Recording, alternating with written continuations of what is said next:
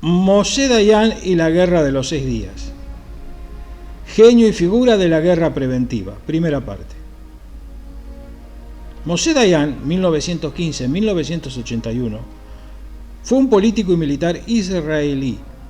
Combatió en la Segunda Guerra Mundial, fue comandante del Frente Jerusalén en la Guerra de la Independencia de Israel en 1948, jefe del Estado Mayor de las Fuerzas de Defensa de Israel durante la crisis de Suez en 1956 y principalmente ministro de Defensa durante la aplastante victoria israelí en la Guerra de los 6 días en 1967 y la Guerra del Yom Kippur en 1973, con un nuevo triunfo militar para Israel y posteriormente beneficios políticos para Israel y Egipto en 1979.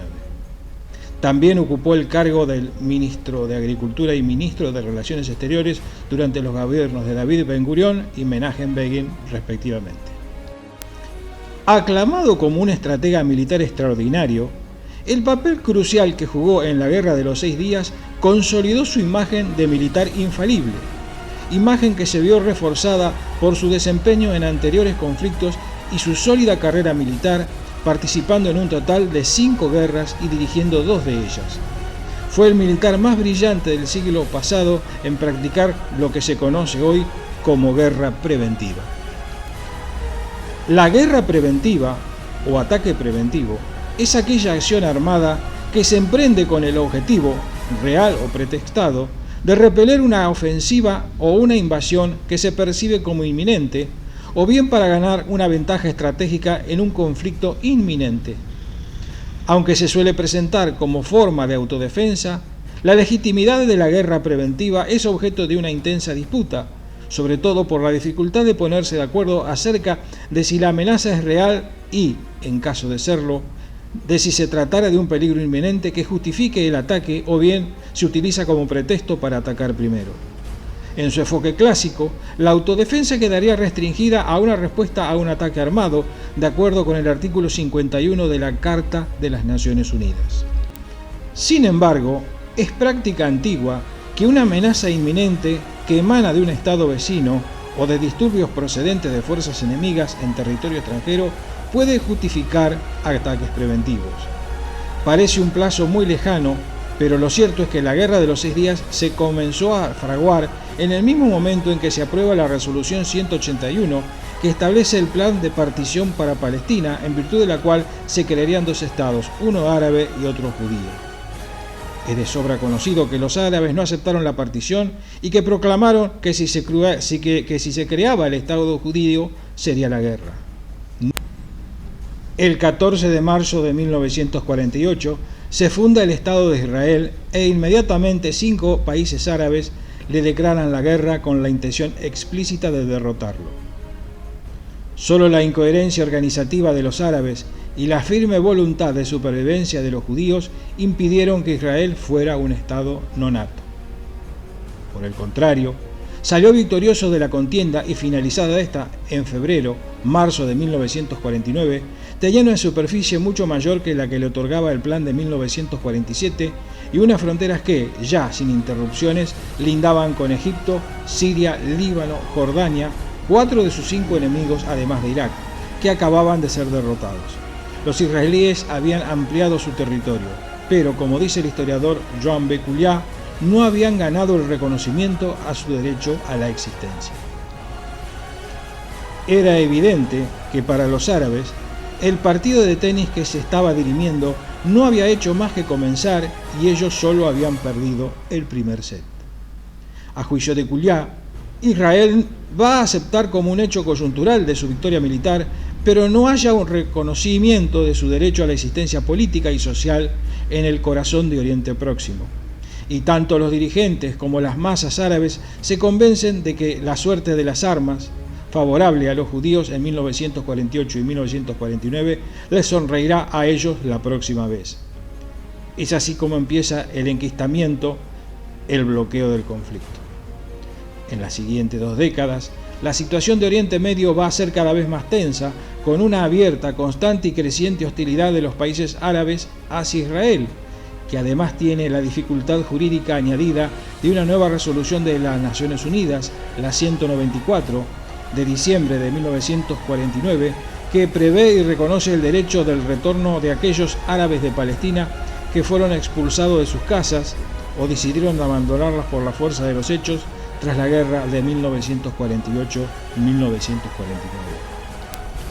Son aproximadamente 750.000 personas las que han huido hacia los países limítrofes y que, con el tiempo, van a constituir el sujeto político por sí mismo, los refugiados, ligado a otro actor cuyo nombre todavía no se empleaba como tal, pero que en 1967 va a estar en boca de todo el mundo y así hasta nuestros días, el pueblo palestino, un gentilicio político y geográfico, pero ya inamovible del tablero donde se comenzaba a dirimir el conflicto.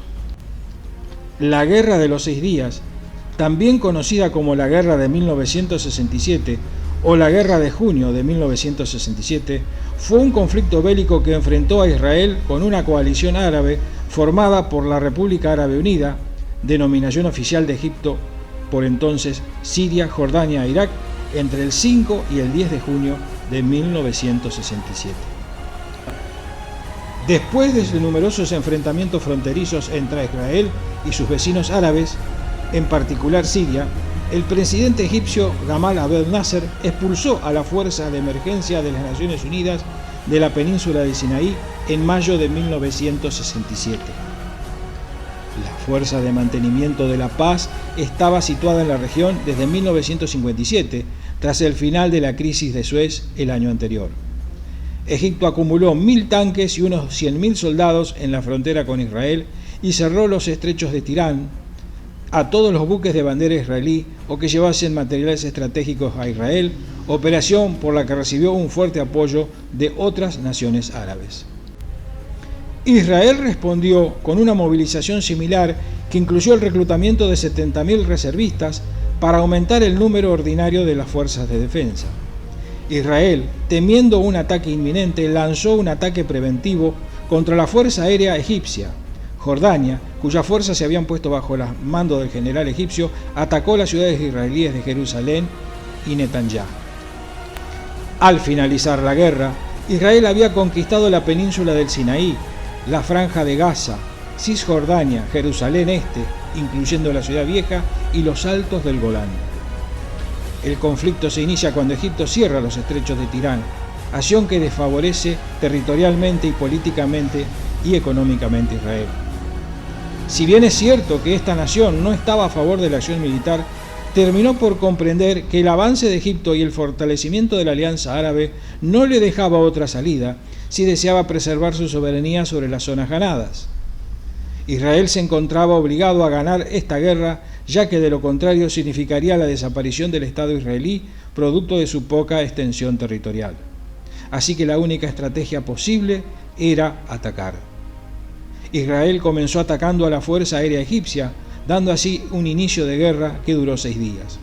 El Estado israelí se adelantó al inminente ataque egipcio utilizando estrategias como la Blitzkrieg o guerra relámpago, atacando rápidamente al bando rival con tanques y tropas y evitando de esa manera que el bando rival se posicione para luchar. Tras la crisis de Suez en 1956, los cascos azules de las Naciones Unidas separaron a las tropas egipcias e israelíes en un marco de paz muy inestable, mientras las dos superpotencias consolidaron sus posiciones en Oriente Próximo. El 18 de mayo de 1967, Nasser pidió al entonces secretario general de la ONU, UTANT, la retirada de las fuerzas de la ONU estacionadas en territorio egipcio. En un ambiente de creciente tensión, Egipto recibió el apoyo soviético y de los demás países árabes, mientras que Estados Unidos apoyó firmemente a Israel. Israel acabó con la tensión lanzando un ataque por sorpresa el 5 de junio de 1967. La guerra fue un paseo militar para el Tasal, el ejército hebreo. El Sinaí egipcio, la Franja de Gaza, Cisjordania, la Ciudad Vieja de Jerusalén y los Altos del Golán sirios cayeron en solo 6 días en manos de Israel. El territorio ocupado por el Estado hebreo pasó de poco más de 20.000 kilómetros cuadrados a 102.400, pese a las protestas de las Naciones Unidas y al desacuerdo de las grandes potencias, el Parlamento israelí acordó el 23 de junio la anexión de la parte árabe de Jerusalén.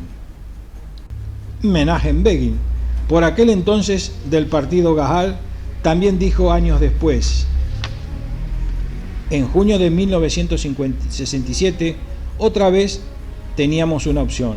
La concentración de tropas egipcias en Sinaí no probaba que Nasser realmente fuera a atacarnos. Debemos ser honestos con nosotros mismos. Nosotros decidimos atacarle a él. Declaraciones de Menachem Begin al New York Times el 21 de agosto de 1982. Sin embargo, a juicio del presidente israelí Chaim Herzog, analista militar durante el conflicto, no era hasta la opinión del mando militar israelí en 1967, ni es tampoco la de otros historiadores militares israelíes que se han ocupado extensamente de la guerra, como Michael Oren, que generalmente sostienen, a partir del estudio pormenorizado de los documentos y de entrevistas con sus protagonistas, que Israel no tenía otra opción desde el punto de vista militar. Así, Chaim Herzog sostuvo que la situación en la que se encontraba Israel, rodeada por un enorme ejército árabe que le superaba en efectivos, aviones y tanques, no tenía opción de especular sobre si estaban o no dispuestos realmente a atacarles, ya que carecía de profundidad estratégica en lo que se podía desplegar y por lo tanto la posibilidad de respuesta. En 1967, cuando se hizo evidente de que la guerra estaba a la vuelta de la esquina, el mando israelí llegó a la conclusión de que no debía permitirse a los árabes hicieran el primer movimiento porque, por su propio peso, conseguirían una ventaja inicial que Israel no podría afrontar. Otra prueba de que los árabes se preparaban para una guerra total contra Israel y que era inminente es que la prensa árabe preparaba al pueblo para la guerra desde fines de mayo de 1967. Desde el Cairo y por otras emisoras de radio árabes preparaban a la opinión pública para la guerra y prometía la muerte y exterminio de Israel. Todo Egipto se halla ahora dispuesto a lanzarse a una guerra que pondrá fin a Israel, declaraba el comentarista Saud al-Arab el 17 de mayo. Nuestro objetivo básico será la destrucción de Israel. El pueblo árabe quiere luchar, dijo el presidente Nasser el 27 de mayo. La percepción de un conflicto inminente había estado en el ambiente durante varias semanas.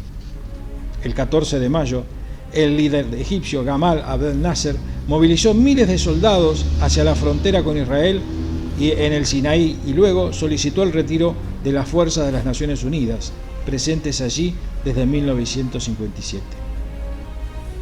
El 22 de mayo, Egipto bloqueó los pasos y barcos israelíes a través del estrecho de Tirán, como anteriormente hemos expresado, cerrando el único acceso que tenía el país al mercado asiático y cortando el flujo de petróleo que recibía Israel de su principal proveedor de la época, que era Irán. Ahmed Shukhairi, presidente de la Organización para la Liberación de Palestina, declaró: los judíos que sobrevivan a la guerra que les es inminente serán autorizados a permanecer en Palestina, pero no esperaban mucho que pudieran hacerlo. Según fuerzas soviéticas, se estaban produciendo incursiones israelíes en territorio sirio, incursiones que provocaron en Egipto la impresión de que Israel quería la guerra. Sin embargo, consta que diversos informes de inteligencia de Egipto y de Israel que Nasser conocía y reconocían semanas antes del inicio de la guerra que no existía movimiento alguno de tropas israelíes. Las decisiones venían acompañadas de duras amenazas. 18. Los ejércitos de Egipto, Jordania, Siria y Líbano están en las fronteras de Israel. Para enfrentar al desafío, parados detrás de nosotros están los ejércitos de Irak, Argelia, Kuwait, Sudán y toda la nación árabe. Este acto asombrará al mundo. Hoy sabrán que los árabes están dispuestos para la batalla. Ha llegado la hora crítica. Ya hemos llegado a la etapa de la acción seria y no más declaraciones, prometió Nasser en un discurso el 30 de mayo. El líder egipcio había dejado claro que en caso de confrontación el objetivo era la destrucción de Israel. No era el único. El entonces ministro de Defensa de Siria, Hafez al-Assad, padre del actual ministro mandatario sirio, Bashar al-Assad, anunció su disposición de comenzar el conflicto.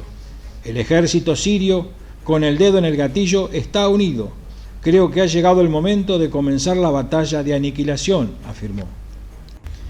En su libro Guerras justas e injustas, el filósofo estadounidense Michael Walzer contrastaba el ánimo que predominaba en Egipto y en Israel durante las semanas previas al conflicto. Indicó que la doctrina militar de ese país siempre contempló llevar las confrontaciones bélicas al territorio de los adversarios, porque una guerra en su territorio causaría una enorme cantidad de víctimas, debido a sus reducidas dimensiones y a la alta concentración de su población en un mismo lugar. Nathan Sachs, director del Centro de Política sobre Medio Oriente del Instituto Brookings, con base en Washington, señaló que el liderazgo israelí sabía que tenían el poder militar suficiente para ganar a los árabes, pero no podía permitirse que la situación de tensión se mantuviera durante demasiado tiempo. Pese a los indicios de que un ataque era inminente, algunos analistas creen que Nasser no tenía intención de iniciar una guerra, sino que se trataba de una bravuconada en la que buscaba apuntalarse como líder político del mundo árabe. La guerra comenzó el 5 de junio, cuando Israel lanzó la Operación Foco, ideada entre otros por Ezer Weizman. En la mañana del 5 de junio de 1967, el gobierno del primer ministro Levi Eshkol lanzó un ataque aéreo sorpresa en el que destruyó el 90% de los aviones militares de Egipto sin que estos siquiera tuvieran la oportunidad de despegar. Con una acción similar, también dejó fuera de juego a la Fuerza Aérea de Siria. Esta operación consistía en una serie de ataques a primera hora de la mañana contra las bases aéreas egipcias, para atrapar a los aviones egipcios en tierra y a la vuelta de su tradicional primera ronda al amanecer alrededor de las 8 de la mañana. La guerra comenzó el 5 de junio, cuando Israel lanzó la Operación Foco, ideada entre otros por Ezer Weizman. En la mañana del 5 de junio de 1967, el gobierno del primer ministro Levi Eshkol lanzó un ataque aéreo sorpresivo en la que destruyó el 90% de los aviones militares de Egipto sin que estos siquiera tuvieran la oportunidad de despegar. Con una acción similar también dejó fuera de juego a la Fuerza Aérea de Siria. Esta operación consistía en una serie de ataques a primera hora de la mañana contra las bases aéreas egipcias para atrapar a los aviones egipcios en tierra a la vuelta de su tradicional primera ronda al amanecer, alrededor de las 8 de la mañana. Israel poseía una información extremadamente detallada de las bases egipcias que iba a atacar. Llegó a disponer de una lista completa de todos los pilotos egipcios y su rango, así que a la hora del ataque fue escogida para destruir el máximo número de aviones enemigos en tierra. La primera oleada atacó 11 bases, cogiendo a las escuadras egipcias desprevenidas y en tierra. Tras volver a Israel, verificar el estado físico de los pilotos y recargar combustible y municiones, en un lapso de tan solo 7 minutos, la segunda oleada atacó 14 bases egipcias, volviendo con pérdidas mínimas. Esa segunda oleada, tras aterrizar en sus bases y volver a repostar, dio paso a una definitiva y demoledora tercera oleada de ataque, que selló inapelablemente la suerte de las fuerzas aéreas de Egipto, de Siria y Jordania. En los diversos ataques israelíes durante la mañana del 5 de junio, Egipto perdió 286 de sus 420 aviones de combate, así como el 13 de sus más importantes bases aéreas, 23 estaciones de radar. Israel, por el contrario, perdió solo 19 de sus 250 aviones de combate. Las graves pérdidas sufridas por los egipcios, tanto en aviones como en bases de lanzamiento de aviones, dieron a Israel la ventaja en los combates aéreos durante toda la guerra, lo que explica en gran parte el favorable desarrollo del conflicto para el bando israelí. Pocos minutos después del comienzo de la Operación Foco, las fuerzas terrestres de Israel, divididas en 3 divisiones comandadas por Ariel Sharon, Abraham Joffé e Israel Tal, invadieron la península del Sinaí, defendida por 7 divisiones egipcias. Tal no encontró resistencia en el norte del Sinaí y ocupó así la franja de Gaza. Sin embargo, Sharon y Joffé encontraron una fuerte resistencia por parte de las tropas del general Saad Naguib Qatar. En el frente central, Israel tenía la esperanza de que la partición de Jordania en la guerra fuese solo testimonial y no llegase a producirse una confrontación real. Sin embargo, esta esperanza se vio defraudada cuando las tropas jordanas lanzaron alrededor de las 11:15 de la mañana una serie de bombardeos sobre la parte israelí de Jerusalén y un ataque sobre algunos de los principales edificios, entre ellos la Casa de Gobierno. A las 12:30 del mismo día, la Fuerza Aérea Israelí atacó a la Jordana, atrapándola en tierra y destruyéndola en gran medida. En el frente norte, Siria usó su artillería, ubicada en los altos del Golán, para bombardear los asentamientos israelíes de Galilea, mientras que la aviación israelí destruía más del 60% de la Fuerza Aérea Siria. En la mañana del 6 de junio, las divisiones de Sharon y Tal conquistaron Qatar y El Arish, mientras que Jofé avanzó en el centro de la península del Sinaí en una carrera por ocupar los principales pasos antes que las tropas egipcias y lograr así su captura. En Gaza, por el contrario, tras cruentos combates que provocaron la mitad de las bajas israelíes en todo el frente sur, los principales centros de mando egipcios se rindieron, permitiendo a Israel ocupar totalmente la franja. La guerra alcanzó ese día también a las tropas de Israel en tierra, en el frente central, que ocuparon Latrum, Ramalá y Jenin, y tal vez se complementaba el cerco de Jerusalén y las unidades de paracaidistas se preparaban para el asalto al centro histórico de la ciudad vieja. Las fuerzas aéreas israelíes realizaron ataques contra la base iraquí H-3, probablemente la última esperanza jordana de recibir cobertura aérea para el resto de la guerra. En el norte, Siria continuó con sus ataques contra los núcleos israelíes, que se negó a enviar tropas en auxilio de Jordania. Con la captura de Sharm el-Sheikh el 7 de junio por parte de unidades de la Marina y de paracaidistas, Israel logró reabrir los estrechos de Tirán e inmediatamente declaró un estatuto de agua internacional de libre paso para los barcos mercantes. Al mismo tiempo, las 3 divisiones israelíes del Frente Sur se apresuraron su marcha, llegaron a alcanzar el Canal de Suez. Al acabar el día, toda la península del Sinaí, excepto la parte de la costa occidental, estaba bajo control israelí. En el frente central se produjo uno de los hechos más significativos de toda la guerra, cuando la brigada de paracaidistas del general Mordechai Matagur ocupó la ciudad vieja de Jerusalén, incluyendo el monte del templo o explanada de las mezquitas. Asimismo, las divisiones israelíes en Cisjordania ocuparon Nablus y Hebrón, entre otras ciudades, llegando incluso a cruzar el río Jordán. Aún así, hay muchas indagaciones sobre la verdadera intención del ataque por parte de los propios militares involucrados en el incidente, así como otras teorías sobre la intencionalidad del ataque para cómo encubrir la ejecución de prisioneros de guerra egipcios por parte de Israel u ocultar los planes de invasión de los altos del Golán. El 8 de junio se realizó una propuesta de tregua que fue aceptada por Egipto, pero no por Siria, lo que llevó a Israel a lanzar la campaña contra Siria el día 9 y 10 de junio. A partir de ese día, casi no hay actividad en los frentes sur y central de la guerra. Los falsos informes que emitía Egipto acerca de una aplastante victoria sobre el ejército israelí y de las provisiones de que la artillería egipcia pronto tendría a su alcance Tel Aviv influyeron en la disposición siria para entrar en la guerra. El ejército sirio comenzó a bombardear y llevar a cabo ataques aéreos en el norte de Israel. En cuanto a la Fuerza Aérea Israelí completó su misión en Egipto, se dedicó a destruir a la sorprendida Fuerza Aérea de Siria. Así fue como Siria descubrió que las noticias que había oído de Egipto acerca de la supuesta destrucción casi total del ejército israelí eran evidentemente falsas.